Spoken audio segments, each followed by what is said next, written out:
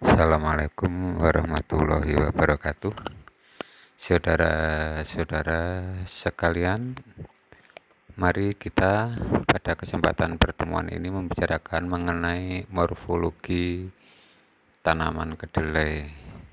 Jadi kita tahu tanaman kedelai pada umumnya itu berdaun 3, trifoliat ya. Jadi ini disebut trifoliat itu 3 foliat lembar, artinya dalam satu tangkai daun terdapat 3 lembar daun ya, jadi itu makanya tanaman pade disebut sebagai tanaman trifoliat.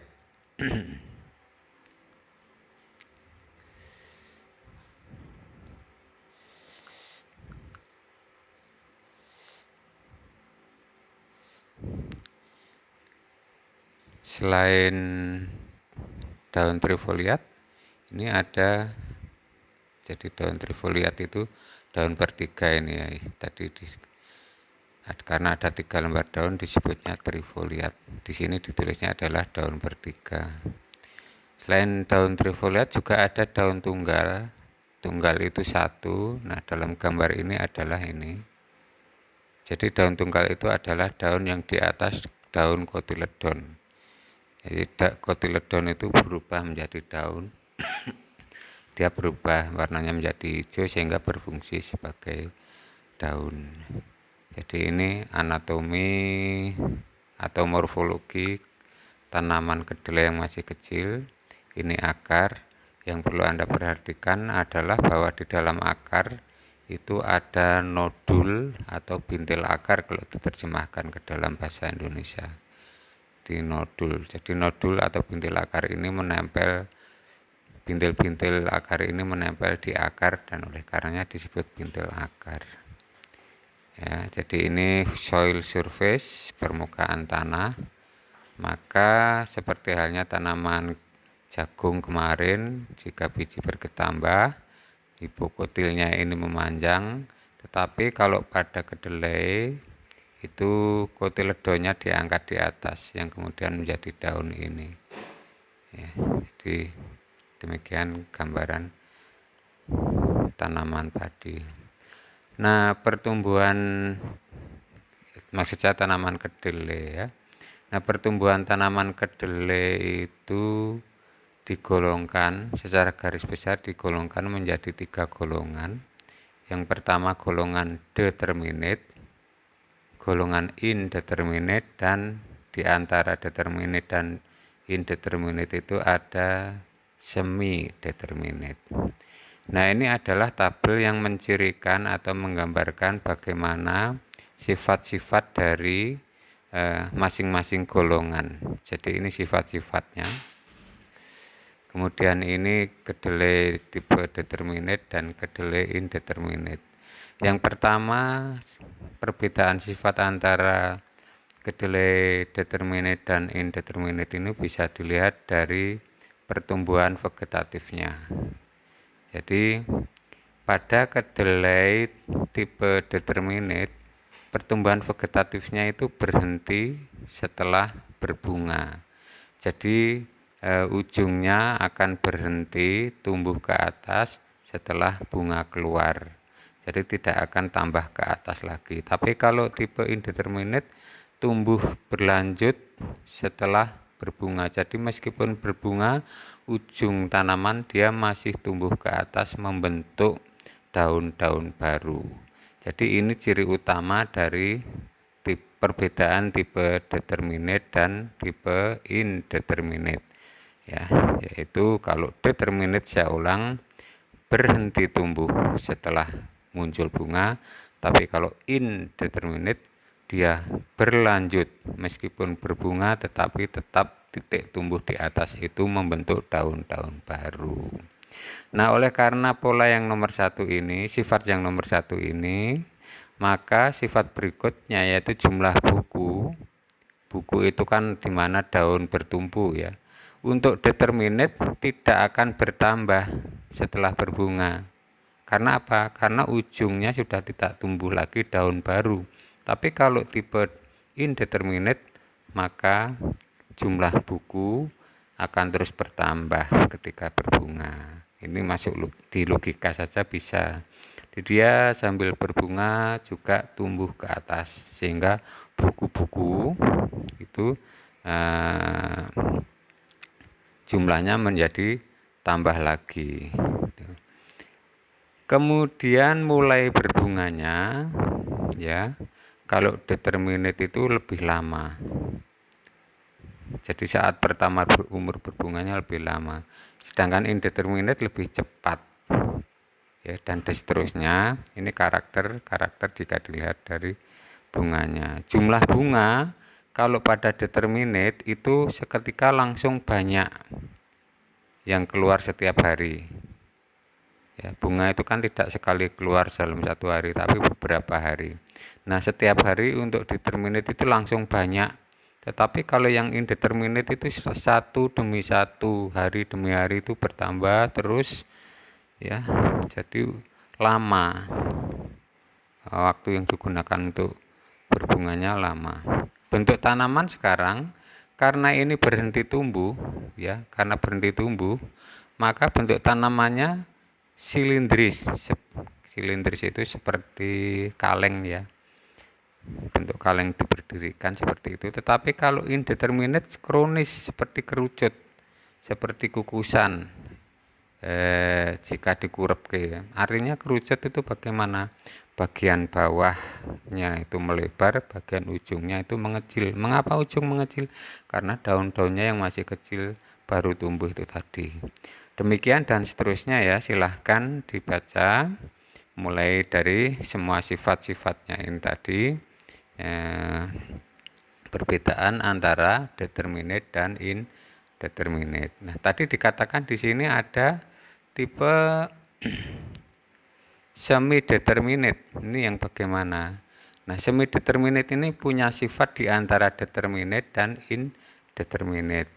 Jadi oleh karena orang banyak menyilangkan berbagai jenis kedelai, maka akhirnya muncul juga sifat atau karakter-karakter di antara dua kutub, yaitu kutub determinate dan kutub indeterminate. Demikian. Nah, ini bentuk bunga tanaman kedelai, ya. Anda perhatikan bahwa tanaman kedelai itu bunganya bergerombol, letaknya setiap di ketiak daun. Jadi setiap di ketiak daun itu berpotensi untuk menghasilkan bunga. Kelompok bunga ini disebut rasim. Warna bunga ini, bunga kedelai ini bisa bermacam-macam tergantung dari varietasnya. Jadi bunganya ini berkelompok, ya. Terdapat 5 sampai 35 bunga dalam satu kelompok ini. Tetapi biasanya nanti yang benar-benar menjadi kedelai itu hanya 2 atau 3. Jadi banyak sekali yang rontok. Ini batang. Anda perhatikan ada berbagai macam bentuk batang kedelai. Ada yang cabangnya banyak, ini sangat banyak, ya. Ada yang cabangnya sangat sedikit. Jadi ini misalnya cabangnya sangat sedikit. Jadi intinya adalah batang kedelai itu bercabang. Nah, karakter percabangannya ini dipengaruhi oleh genetik. Jadi keturunan dalam hal ini adalah varietas. Ada berbagai macam varietas kedelai di Indonesia. Di samping genetik adalah lingkungan. Jadi secara tidak langsung percabangan ini adalah keturunan, genetik, genotipa ditambah lingkungan. Sekali lagi selalu saya mengingatkan bahwa karakter atau parameter yang diamati pada setiap tanaman itu selalu merupakan gabungan dari fenotip sama dengan genotip plus lingkungan, yang disingkat dari F sama dengan G plus L. Fenotip sama dengan genotip plus lingkungan. Keturunan ditambah lingkungannya. Nah, lingkungan yang sangat mengendalikan percabangan batang kedelai itu ini, panjangnya hari. Yang dimaksud panjangnya hari itu adalah berapa jam sehari sinar matahari menyinari permukaan lahan tersebut. Ya, jadi disebutnya panjangnya hari. Ada istilah hari panjang, hari pendek seperti itu.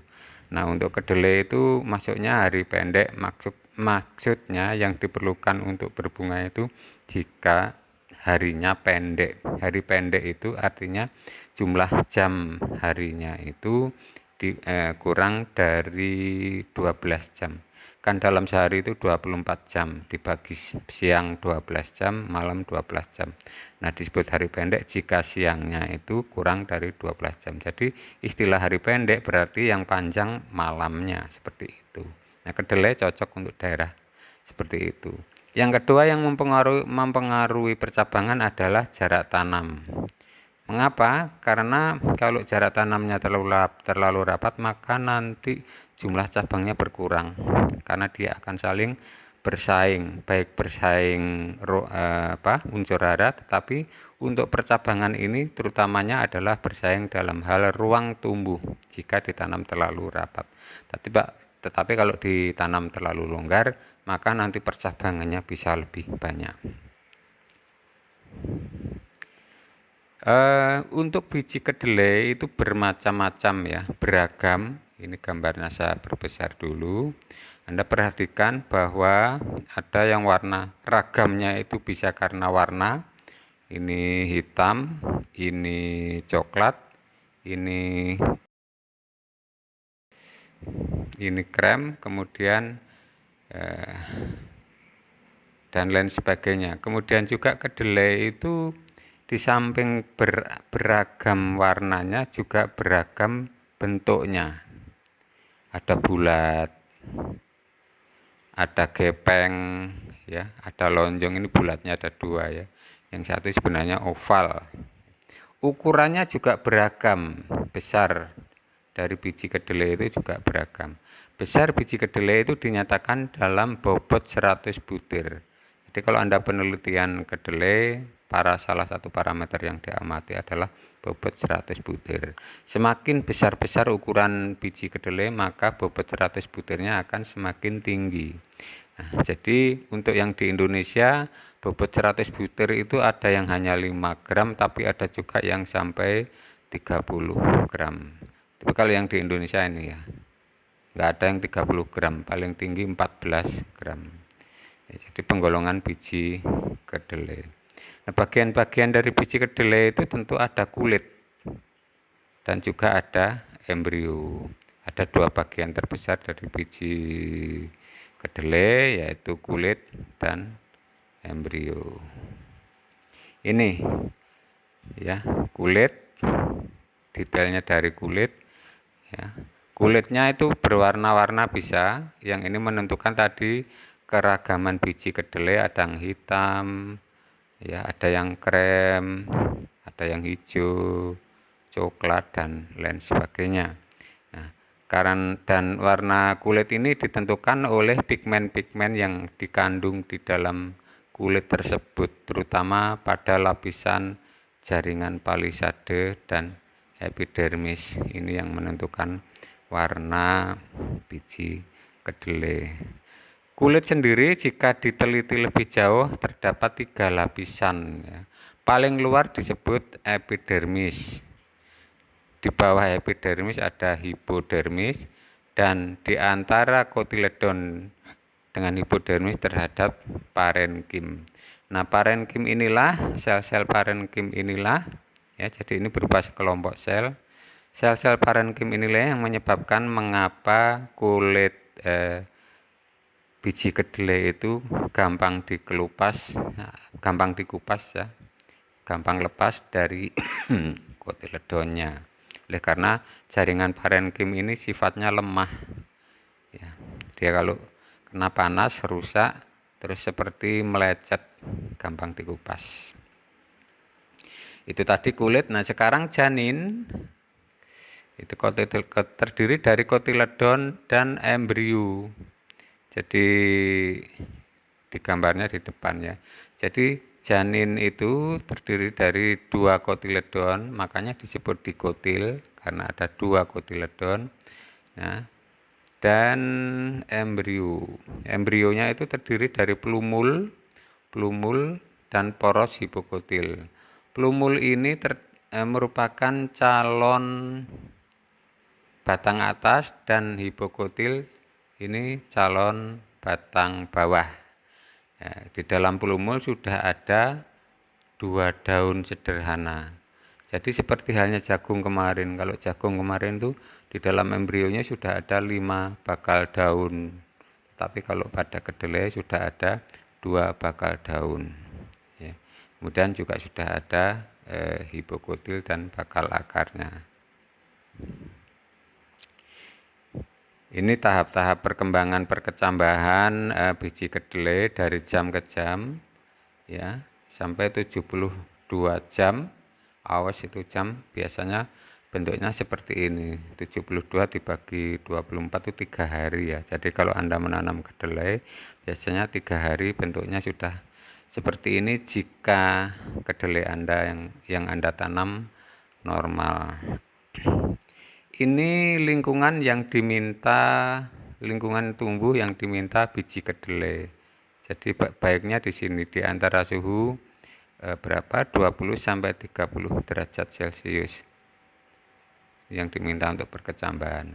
Sedangkan gambar di sebelah ini untuk menandakan biji atau benih yang baik, good, dan ini biji yang jelek. Anda perhatikan gambar ini saja, apa bedanya benih yang baik dan benih yang jelek. Bahwa benih yang jelek itu ada mengandung pes, mold, jamur ya, weed, kecampuran biji gulma, dan seterusnya. Ini kulitnya retak dan lain sebagainya. Kadang-kadang ukurannya tidak sama, mix size. Tapi kalau yang good, yang bagus ini, dia akan uniform size, ukurannya seragam. Ini gambar tadi, perkembangan dari waktu ke waktu. Ini berikutnya kita membahas faktor-faktor yang mempengaruhi pertumbuhan biji kedelai. Yang pertama adalah water, air. Air sangat penting karena air mengendalikan RH, relative humidity. Ya, jadi pada gambar ini ada beberapa gambar. Ini gambar yang bagus. Mengapa bagus? Anda lihat akarnya berkembang baik dan tajuknya juga berkembang baik. Tapi kalau yang ini akarnya tidak bertumbuh dengan baik, apalagi yang ini tanaman atasnya kelihatan layu. Masing-masing gambar ini di sini ada syarat mengapa kok yang ini bisa baik, karena dia ditumbuhkan pada soft and moist soil. Jadi ditumbuhkan pada tanah yang gembur dan lembab. Tapi kalau ini terlalu banyak air, jadi ini ada keterangannya so much water, terlalu banyak air, jadi dia akan layu. Ini pada tanah yang terlalu kering. Jadi dengan demikian peran air sangat diperlukan di dalam faktor terutama pada saat awal-awal pertumbuhan tanaman kedelai. Faktor kedua adalah temperatur, suhu ya. Anda perhatikan gambar ini, yang kiri ini bagus. Mengapa yang kiri ini bagus? Ini kisaran suhunya kecil. Terendah 20, tertinggi 40. Sedangkan yang kanan kurang bagus. Karena kisarannya lebar, bahkan sampai 0 sangat dingin sampai kemudian 60 derajat Celcius. Jadi temperatur yang konstan itu bagus untuk kedelai. Konstan itu adalah rata-rata sekitarnya 30 derajat Celcius. Light intensity berikutnya, intensitas sinar matahari. Ini gambarnya sederhana, ada awan, matahari ditutup awan, maka di sini light intensity-nya di sini rendah. Anda perhatikan kalau light intensity rendah, maka pertumbuhannya jelek. Jadi poor growth, pertumbuhannya jelek. Sedangkan di sini matahari tidak ada yang menghalangi sehingga tanaman dapat fotosintesis dengan baik, sehingga tampak pertumbuhannya lebih bagus. Berikutnya adalah nutrien. Diterjemahkan nutrien adalah unsur hara. Ini nutriennya cukup, ini kurang cukup. Berarti apa? Nutrien itu dalam kaitannya dengan teknik budidaya adalah pemupukan. Jika ingin tanaman Anda bagus, lakukan pemupukan. Faktor yang mempengaruhi lainnya adalah plant density, kepadatan tanaman. Diterjemahkannya mungkin dengan istilah jarak tanam. Jika terlalu rapat, maka jadinya seperti ini. Dia etiolasi, karena etiolasi nggak bisa tumbuh tegak, lemes, maka banyak yang roboh seperti ini. Tapi jika terlalu jarang, maka tempat-tempat tanah itu terbuka, ya, tempat yang tanah terbuka di situ ditumbuhi oleh gulma, sehingga gulma ini menjadi pesaing bagi tanaman kedelai. Jadi plant density yang bagus adalah jarak tanam yang tepat. Itu. Kemudian faktor yang lainnya adanya gangguan serangga, pes, pengganggu, ataupun penyakit, ataupun gulma. Ya, ini digambarkan sebagai ada rumput, ada serangga, kemudian tanaman yang bagus yang tidak ada gangguan. Tapi kalau tanaman ini diganggu oleh rumput dan serangga, Anda lihat pertumbuhannya terhambat. Itu tadi faktor-faktor yang mempengaruhi pertumbuhan. Sekarang stadia pertumbuhan bagi tanaman kedelai. Seperti halnya pada tanaman jagung, stadia pertumbuhan itu dibagi fase vegetatif, ya, dan fase generatif atau reproduktif. Tetapi pada kedelai Anda perhatikan fase vegetatif itu masih dibagi lagi dengan kode V. Di depannya singkatan dari vegetatif, dan V ini dibagi menjadi VE, singkatan dari emergent. Berikutnya VC, singkatan dari cotyledon. V1 dan seterusnya sampai Vn. Angka 1 dan seterusnya sampai N itu menunjukkan jumlah daun yang membuka. Jadi awal daun muncul itu kan masih menutup, ya, belum mekar. Nah, itu jika sudah membuka maka itu bisa dihitung sebagai jumlah tahun yang kemudian digunakan sebagai penanda pada V berapa stadia pertumbuhan tanaman kedelai tersebut. Setelah muncul bunga satu saja, maka tanaman kedelai itu sudah masuk pada fase reproduktif. Jadi sama seperti pada jagung. Di reproduktifnya kedelai ditandai dengan huruf R, mulai dari R1 sampai R8. R1, R2, R3, R4, R5, R6, R7, R8. Anda perhatikan keterangannya ini. R1 mulai ada satu bunga, ya. Kemudian R2 bunga membuka pada satu atau dua noda ruas pada batang utama. Terus R3 dan R4 itu mengenai pot. Pot itu polong. Jadi mulai terbentuk polong meskipun ukurannya sangat kecil. Setengah senti, ya, 5 mm. Kalau R4 itu ukuran polong sudah 2 cm. Perlu diperhatikan, polong ini masih kosong, masih cangkang, belum ada isi bijinya. Sama seperti pada jagung kemarin, calon butir-butir biji jagung itu masih cangkang, belum diisi, yaitu dibentuk dulu. Kemudian pada R5 dan R6, Anda perhatikan itu adalah tahap pengisian dari polong itu tadi. R5, ya, itu mulai terisi, dan R7 R8 itu tahap pematangan. Demikian, jadi intinya adalah stadia pertumbuhan tanaman kedelai dibagi menjadi dua, vegetatif dan reproduktif. Pada vegetatif ditandai dengan huruf V, diawali dengan VE, VC, V1, dan seterusnya sampai dengan VN. Kita nggak tahu N-nya sampai berapa, tergantung kepada tempat di mana tanaman kedelai tersebut tumbuh. Ya, tadi rumus VEF sama dengan G plus L.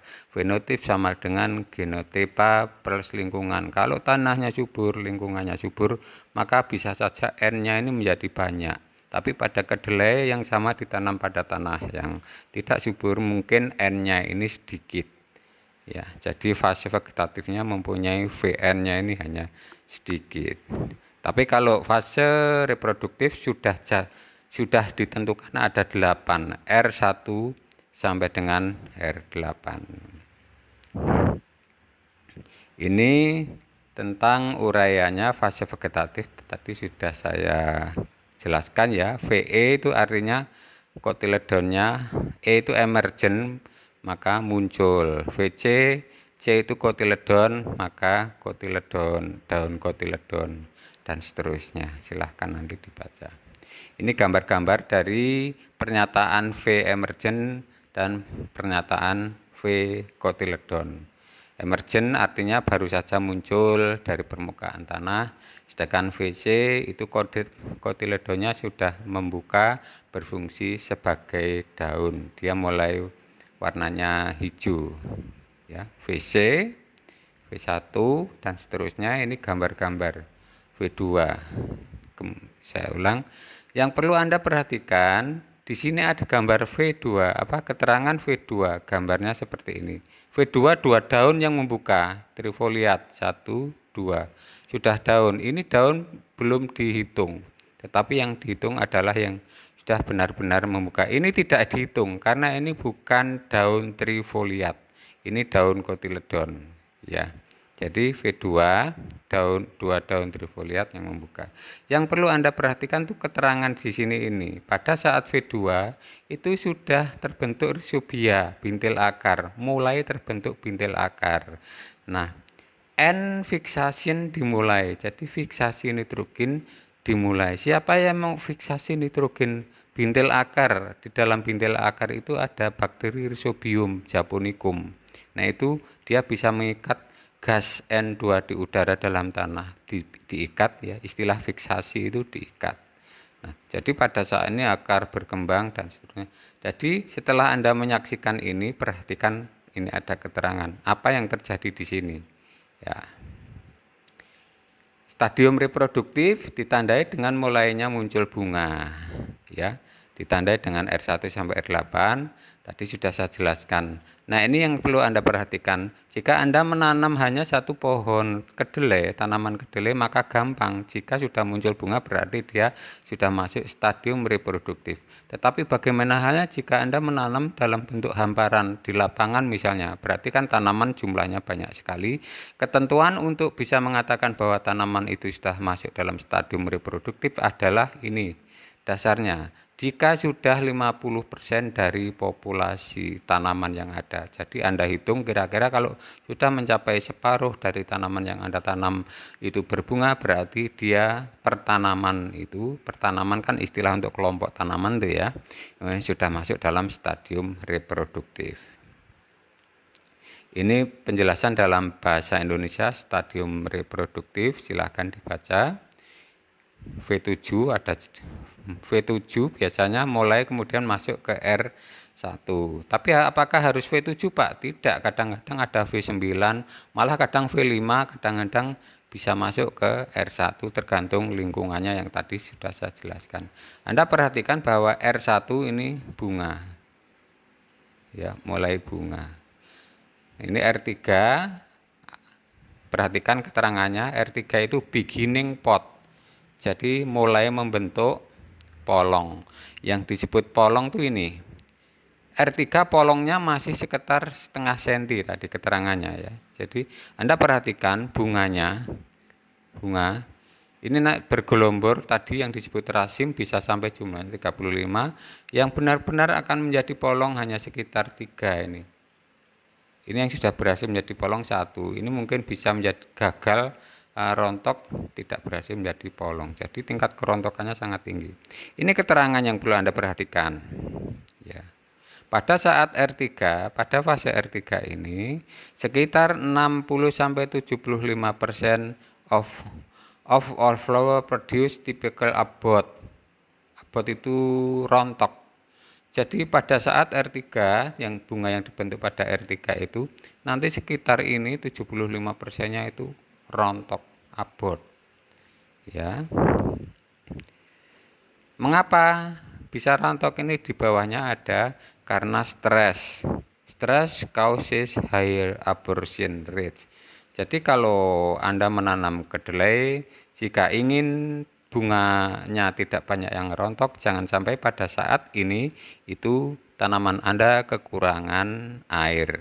Stress causes higher abortion rate. Jadi stres apapun, stres unsur hara dan juga stres air. R4 full pot. Nah, ini potnya. Artinya full pot itu polong sudah mencapai ukuran full. Ya, 2 cm ini maksimal. Kemudian perhatikan ini keterangan-keterangannya. R4 is start of the most critical period for yield determination. Jadi R4 ini adalah saat mulai masa kritis pada kebanyakan tanaman kedelai. Ya. Dari R4 sampai R6 jika terjadi stres, misalnya stres kelembapan, kurang air, kurang sinar, light ya, kurang unsur hara, lodging roboh, defoliation gugur daun, maka dia akan reduce yield, akan menurunkan hasil more than any other period. Tingkat penurunan hasilnya melebihi stres-stres yang terjadi pada periode lainnya. Jadi pada fase tumbuh lainnya ada stres mungkin, tapi stres yang dampaknya paling besar terjadi pada R4. Yield reduction at R4. Jadi penurunan hasil pada yang disebabkan yang terjadi akibat stres pada R4 itu oleh karena ini fewer pots per plant, jumlah polong pertanamannya menjadi lebih rendah. Anda tahu kan bijinya nanti akan terletak di dalam polong-polong ini. Tapi maka kalau jumlah polongnya kecil, maka jumlah biji kecil, artinya produksi kedelai akan menurun. Ini gambar tahapan-tahapan perkembangan dari polong ya. Yang tadi mulainya dari setengah senti sampai 2 cm. R5 mulai mengisi biji. Anda perhatikan. Jadi polong ini dia menyediakan 3 ruang untuk diisi biji. Jadi mau polong itu isi 2 atau 3, dicetaknya adalah pada saat polong itu dibentuk. Kalau polong itu dibentuk isinya tersedia 2 ruang, maka nanti polong itu hanya berisi 2. Tapi dalam gambar ini berisi 3. Dan ini tampak biji mulai dibentuk ya, beginning seed. Nah, Anda perhatikan keterangannya ini lagi ya. Tidak perlu saya sampaikan karena keterbatasan waktu. Anda perhatikan ke keterangan-keterangan ini lagi. Jadi begitu polong ukurannya sudah maksimum, maka biji mulai dibentuk. Anda perhatikan ini calon biji. Di calon biji ini ada kayak kabel yang nempel di sini. Nah, kabel inilah nanti yang merupakan jalur lewatnya pengisian biji. Nah, nanti pada saat masak fisiologi ya, matang fisiologi, kabel ini rusak. Warnanya menjadi coklat atau mengering. Karena sudah rusak, maka sudah tidak terjadi translokasi pengisian ke biji, translokasi pengisian bahan kering ke biji, sehingga pada saat masak fisiologi itu nantinya ukuran biji sudah maksimal. Bobot biji yang tadi diamati melalui bobot 100 butir biji kedelai itu sudah tidak akan bertambah lagi. Meskipun dipelihara lama, ya sudah segitu-segitu saja karena sudah tidak ada penambahan bobot biji. R6 Anda perhatikan full seed ya, bijinya sudah mengembung memenuhi secara maksimal rongga yang disediakan oleh polong. Jadi Anda bisa membayangkan kalau ruang polongnya kecil, ya nanti bijinya akan kecil pula. Tetapi kalau ruang polongnya besar, maka bijinya akan besar pula. Ini full seed. Nah, ini gambar tahapan-tahapan pengisian dari waktu ke waktu, ya. Pengisian dari ke waktu sampai akhirnya di sini yang tadi disebut sebagai full seed. Ini R7 beginning maturity, mulai mateng, daun sudah mulai menguning. Ya. Ini polong sudah mulai mentes isinya. Ya. Ini perkembangan dari waktu ke waktu dilihat dari bijinya pada R6, R7, R8. Anda perhatikan kalau R8 biji kedelainya sudah mentes, kemudian polongnya pecah bahkan menggulung. Ya, kalau ini masih hijau, ini warnanya sudah menjadi coklat. Anda perhatikan pada R6 tampak bijinya ukurannya masih lebih besar, ketika R8 malah menjadi lebih kecil. Mengapa? Oleh karena terjadi penyusutan kadar air. Jadi airnya berkurang sehingga di sini ini sangat kering dan menyebabkan mengapa ukuran biji tampak lebih kecil. Tetapi ini bobot keringnya maksimal. Ya, yang tadi saya sudah jelaskan pada saat masak fisiologi itu sudah tidak terjadi penambahan. Ya, ini perkembangan dari polong R6 sampai R8, R6, R7, R8 perkembangan. Ya, ini mentes seolah-olah besar, ini mulai berkurang dan ini berkurang ukuran polongnya. Ya. Warnanya juga berubah. Full maturity, Anda lihat nih gambarnya. Batang kedelai sudah tidak ada daun, full maturity. Ini keterangan-keterangannya. Ya, diperlukan 5-10 hari dan seterusnya. Nah, kadar air ideal untuk panen itu 13%. Untuk disimpan 13%. Sedangkan panen itu bisa 15%. Ya, panen bisa. Jadi artinya biasanya kalau terlambat panen supaya jemurnya sebentar dibiarkan, ini akan banyak yang pecah. Polongnya akan banyak yang pecah sehingga banyak biji yang hilang di lapangan. Ya. Saya kira itu ini tentang akar dan bintil akar kita bicarakan pada saat nanti kita membahas mengenai pemakaian inokulasi. Jadi bahwa di dalam paket teknologi